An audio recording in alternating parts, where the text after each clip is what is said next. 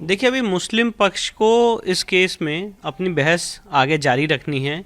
2 दिन की उनकी बहस हो चुकी थी, कल उनकी तीसरे दिन की बहस होनी है और मूल मुद्दा यही है कि क्या ये केस आगे बढ़ने योग्य है कि नहीं है। पोषणीयता पे बहस होनी है।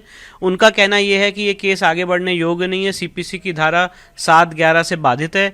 हमारा ये कहना है कि केस आगे बढ़ने योग्य है क्योंकि हमारी जो केस की प्लीडिंग्स हैं, हमने जो उसमें तथ्य रखे हैं, फैक्ट्स रखे हैं, उसके आधार से हमारा केस बनता है।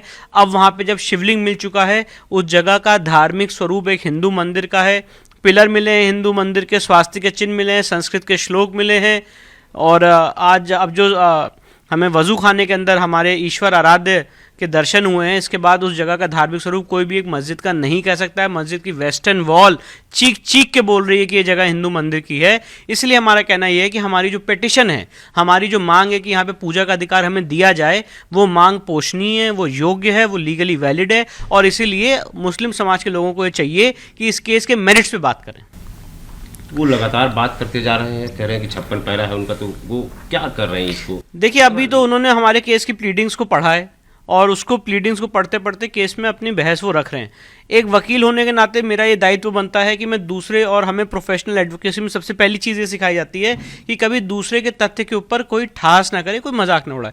वो एक वकील हैं अभयनाथ यादव जी, उन्होंने अपनी बात कोर्ट में रखी है, आगे भी अपनी बात रखेंगे और जब उनकी बात कंप्लीट हो जाएगी तो उसका हम जवाब देंगे। लीगली जितनी हमारे केस बनते हैं, फैक्ट्स बनते हैं, जो हमारा धर्मशास्त्र कहता है, बीके मुखर्जी का हिंदू लॉ कहता है, हिंदू आइडल की क्या स्थिति होती है लॉ में, और ये केस हमने किस माइंडसेट से फाइल किया था, क्या मांग है सुप्रीम कोर्ट ने राम मंदिर के केस में, क्या जजमेंट दिया, इन सारे पहलू को उसके ऊपर हम कोर्ट का ध्यान आकर्षित करेंगे और मुझे पूरी उम्मीद है माननीय न्यायालय दोनों पक्षों को सुनने के बाद ऑर्डर 7 रूल 11 पे अपना निर्णय सुनाएगा। 1991 के एक्ट के बाद ये कहते हैं लगातार, वो अभयनाथ यादव की मुस्लिम पक्ष कहता है कि ये मामला बनता ही नहीं है। देखिए, 1991 का एक्ट लोग अधूरा पढ़ते हैं। 1991 के एक्ट में सेक्शन 4 सब क्लॉज 1 में एक शब्द यूज है, रिलीजियस कैरेक्टर।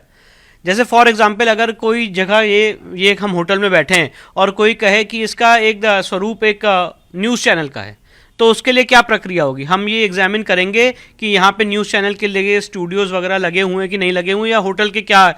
तो धार्मिक स्वरूप तय होना है। हिंदू पक्ष ये कह रहा है कि उस जगह का धार्मिक स्वरूप एक हिंदू मंदिर का है और उसी के लिए सर्वे की कार्रवाई की गई थी। मुस्लिम पक्ष का कहना है कि उसका धार्मिक स्वरूप एक मस्जिद का है। तो धार्मिक स्वरूप क्या है वो तो सूट में डिसाइड होगा और उसके बाद ही प्लेसेस ऑफ वर्शिप एक्ट किसके पक्ष में लागू होता है ये तभी तय हो पाएगा। सिर्फ ये कह देना प्लेस ऑफ वर्शिप एक्ट लागू होता है उससे बाधित है, ऐसा नहीं हो सकता है। ना प्लेसेस ऑफ वर्शिप एक्ट ऐसी बात कहता है।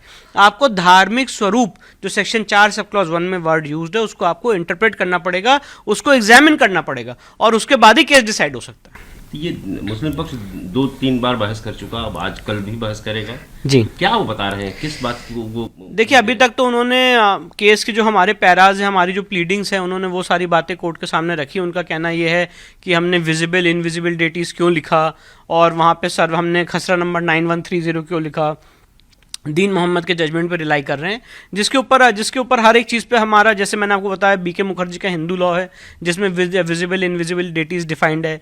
इसके बाद जो उन्होंने कहा कि खसरा नंबर 9130 क्यों लिखा, वो दीन मोहम्मद के जजमेंट में खुद ही लिखा हुआ है। दीन मोहम्मद के जजमेंट पे रिलाई कर रहे हैं, उस पर हमारा कहना है कि दीन मोहम्मद के केस में कोई हिंदू पक्ष पार्टी नहीं था। तो ऐसे हर एक चीज़ का हमारे पास जवाब है और उन्होंने ये एप्लीकेशन लगाई है कि हमारा केस रिजेक्ट किया जाए, हमें उसका जवाब देना है और दोनों पक्षों को सुनने के बाद मैं इस समय यही कह सकता हूं कि कोर्ट अपना निर्णय लेगी माननीय सुप्रीम कोर्ट के निर्देशानुसार। अच्छा, सिविल डिवीजन से जिला जज की अदालत में जाने का कोई फर्क पड़ेगा? मुझे लगता है तो हमारे लिए बहुत अच्छी बात है।